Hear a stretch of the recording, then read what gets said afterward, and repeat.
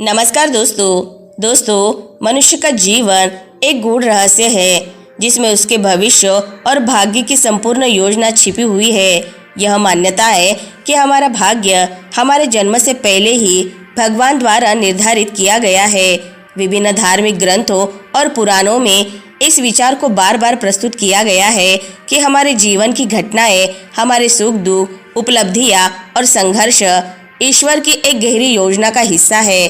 भाग्य की इस संकल्पना ने हमेशा से ही मानव को आकर्षित किया है। हम यह जानने की कोशिश करते रहते हैं कि हमारे जीवन में कौन सी घटनाएं घटित होंगी और उनका उद्देश्य क्या है। क्या हमारे जीवन में आने वाले उतार चढ़ाव पहले से निर्धारित है या हम अपनी मेहनत और कर्म से अपनी राह बदल सकते हैं। इस कहानी के माध्यम से हम यह समझने का प्रयास करेंगे कि भाग्य और भगवान के बीच क्या संबंध है और यह विचार कि हमारा जीवन पहले से लिखा हुआ है किस हद तक सही है। साथ ही यह जानने का प्रयास करेंगे कि क्या सच में हम अपने जीवन में कुछ नया जोड़ सकते हैं या फिर हमें केवल अपनी नियति को स्वीकार करना है। इसे जानने के लिए इस कहानी के अंत तक हमारे साथ बने रहे। उससे पहले अगर आप हमारे चैनल पर नए हैं तो हमारे चैनल को लाइक, शेयर और सब्सक्राइब जरूर से कर ले। तो चलिए दर्शकों, शुरू करते हैं आज की कहानी को।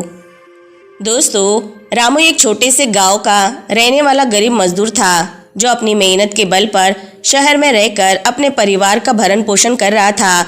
उसकी पत्नी सीता अपने सीमित संसाधनों में घर संभालती थी और उनकी बेटी चंदा ने उसे आगे बढ़ने की प्रेरणा दी थी। रामू का सपना था कि उसकी बेटी चंदा पढ़ लिख कर एक अच्छी इंसान बने और गरीबी के इस अभिशाप से मुक्त हो सके। हर दिन रामू सुबह सुबह उठता, भारी बोझ उठाकर पूरे दिन निर्माण स्तर पर काम करता। काम कठिन था और मेहनत आना सीमित, लेकिन रामू ने अपने जीवन की हर चुनौती को मुस्कुराते हुए स्वीकारा। लेकिन गहरी रातों में जब वह थका हारा अपने परिवार के साथ बैठता, तब उसके मन में हमेशा यह सवाल उठता, क्या यही मेरे भाग्य में लिखा है?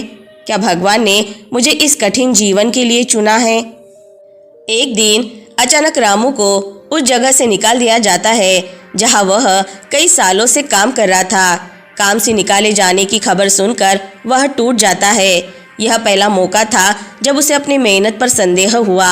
उसके मन में विचार आया कि क्या मेहनत करने का कोई फायदा है जब भगवान ने उसके भाग्य में केवल दुख और संघर्ष ही लिखा है। सीता उसे दिलासा देती है, लेकिन रामू अपने आप को अपराधी महसूस करता है। वह कहता है, सीता, मैं जानता हूँ कि मैं तुम्हें और चंदा को इस गरीबी से बाहर नहीं निकाल पाऊंगा। शायद भगवान ने हमारी किस्मत में यही तकलीफें लिख दी है। यह सुनकर सीता की आंखों में आंसू आ जाते हैं, लेकिन वह अपनी आवाज़ में साहस लाते हुए कहती है, भगवान ने हमें मेहनत करने की शक्ति दी है और यही हमारी सबसे बड़ी संपत्ति है। रामू का मन बार बार भाग्य और भगवान के प्रति सवाल उठाता था। उसे लगता था कि उसकी गरीबी और तकलीफें उसकी किस्मत में पहले से लिखी हुई है। वह सोचता है, अगर भगवान न्यायप्रिय है तो क्या वे मेरे परिवार को ऐसे हालत में देखना चाहेंगे? वह अपनी किस्मत और भगवान के अस्तित्व पर सवाल करने लगता है। उसके मन में एक द्वंद्व चलता है, क्या उसकी गरीबी कर्मों का फल है या फिर यह भगवान की कोई बनाई हुई योजना है? रामू के मन में भगवान के प्रति क्रोध और असमंजस्य पैदा होने लगता है। वह हर रात छत की ओर देखता और भगवान से सवाल करता, क्या मैंने किसी का बुरा किया है? मेरी मेहनत में क्या कोई कमी रह गई थी? अगर तुम सच में हो तो मेरा परिवार इस कठिनाई से कब बाहर निकलेगा? रामू एक दिन शहर के एक बौद्ध मठ के पास से गुजरता है। वहाँ उसे एक बुजुर्ग भिक्षु मिलते हैं जिनका नाम अनुज था। अनुज उसकी व्यथा सुनते हैं और उसे सांत्वना देते हैं।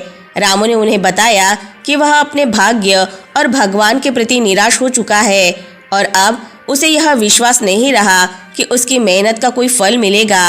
अनुज मुस्कुराते हुए कहते हैं, रामू, जीवन में हर किसी के हिस्से में दुख और सुख का चक्र है, परंतु हमारे कर्म हमारी दिशा तय करते हैं। यह सच है कि भाग्य का अस्तित्व है, लेकिन कर्म से उसे बदला जा सकता है। ईश्वर ने हमें मेहनत और धैर्य की शक्ति दी है। रामू संकोच से पूछता है, परंतु मैंने हमेशा मेहनत की, फिर भी मेरा जीवन कठिनाइयों से भरा है। क्या मेरी मेहनत बेकार नहीं गई? अनुज जवाब देते हैं, तुम्हारी मेहनत कभी बेकार नहीं जाती, यह बस सही समय की प्रतीक्षा करती है। याद रखो, हमारे भाग्य की रेखाएं कर्मों से बनती है। भगवान को दोष देने से बेहतर है कि हम अपनी पूरी शक्ति से अपने कर्म करें। रामू को अनुज की बातों में सच्चाई नजर आती है। वह अपने भाग्य को कोसने की बजाय अपने कर्म पर ध्यान देने का संकल्प लेता है। अगले ही दिन वह शहर के अलग अलग जगहों पर काम ढूंढने निकलता है। उसे जल्द ही एक छोटी सी चाय की दुकान में काम मिल जाता है। वहां से उसे चाय बनाने की कला सीखने का अवसर मिलता है। कुछ समय बाद अपनी मेहनत से वह खुद की एक छोटी सी चाय की दुकान खोल लेता है। धीरे धीरे लोग उसकी चाय की प्रशंसा करने लगते हैं और उसकी दुकान चलने लगती है। रामू और सीता अपनी बेटी चंदा को शिक्षा दिलाने के लिए हर संभव प्रयास करते हैं। वे समझते हैं कि शिक्षा ही चंदा के लिए एक नया रास्ता खोल सकती है। चंदा भी पढ़ाई में होशियार थी और उसने अपने माता पिता के संघर्ष को समझा। उसकी मेहनत और उसके माता पिता की प्रेरणा से उसे एक प्रतिष्ठित विद्यालय में दाखिला मिल जाता है। रामू को गर्व होता है कि उसकी बेटी उनके संघर्ष को समझती है और उनके सपनों को पूरा करने का प्रयास कर रही है। वह भिक्षु अनुज की बातों को याद करता है। हमारे कर्म से हमारा भाग्य तय होता है। चंदा की सफलता उसे इस बात का प्रमाण देती है। रामू की दुकान अब अच्छे से चलने लगती है और उसका परिवार धीरे धीरे अपनी कठिनाइयों से बाहर निकलने लगता है। उसकी गरीबी का दौर खत्म नहीं हुआ है, परंतु उसने भगवान और भाग्य के प्रति अपना दृष्टिकोण बदल लिया है। अब उसे पता है कि उसका भाग्य केवल भगवान के हाथों में नहीं है, बल्कि उसके अपने कर्मों से भी बनता है। बौद्ध भिक्षु अनुज से मिली सीख उसे जीवन के हर उतार चढ़ाव में साहस देती है। उसकी नई सोच यह है कि ईश्वर ने उसे कर्म करने का अवसर दिया है और वही उसका असली भाग्य है। रामू और उसका परिवार अपनी नई स्थिति में खुश है और वे अब हर दिन के लिए भगवान का धन्यवाद करते हैं। उसकी आंखों में विश्वास है कि जीवन में चाहे जो भी कठिनाई आए, उसकी मेहनत और सकारात्मक सोच उसे कभी हारने नहीं देगी। दोस्तों, रामू की इस कहानी में यह संदेश छिपा है कि भाग्य हमारे कर्मों और सोच का परिणाम है। बौद्ध भिक्षु अनुज के मार्गदर्शन से रामू ने समझा कि जीवन में संघर्ष हमें मजबूत बनाता है और मेहनत कभी बेकार नहीं जाती। भगवान और भाग्य पर केवल निर्भर रहना उचित नहीं, कर्म का महत्व सबसे बड़ा है। भाग्य, ईश्वर और हमारे जीवन का संबंध एक रहस्यमय परंतु गहन विषय है जिसे समझना सरल नहीं है। मान्यता है कि भगवान ने हमारे जीवन की एक रूपरेखा तय की है, लेकिन हमें यह भी शक्ति दी है कि हम अपने कर्मों से इस भाग्य को आकार दे सके। यदि सब कुछ पहले से तय होता तो कर्म और प्रयास का कोई मूल्य ना होता। हमारे कर्म, हमारे विचार और हमारे निर्णय हमारे जीवन को प्रभावित करते हैं। इसीलिए यह कहना गलत नहीं होगा कि ईश्वर ने हमें एक दिशा दी है, लेकिन उस दिशा में हम कैसे बढ़ते हैं यह हमारे अपने हाथों में है। हम अपने प्रयासों से सही निर्णय लेकर और सच्ची निष्ठा से अपने जीवन को बेहतर बना सकते हैं। अतः यह समझना आवश्यक है कि ईश्वर ने हमें भाग्य दिया है, पर उसे जीने का अधिकार, उसे संवारने का दायित्व और उसे सुंदर बनाने का अवसर हमारे स्वयं के हाथों में है। यही जीवन का वास्तविक उद्देश्य है, अपनी नियति को समझना और अपने कर्मों से उसे सर्वोत्तम बनाना। तो दोस्तों, आज की कहानी से आपको बहुत कुछ सीखने को मिला होगा। वीडियो अगर पसंद आई होगी तो वीडियो को लाइक, शेयर और चैनल को सब्सक्राइब जरूर से कर ले।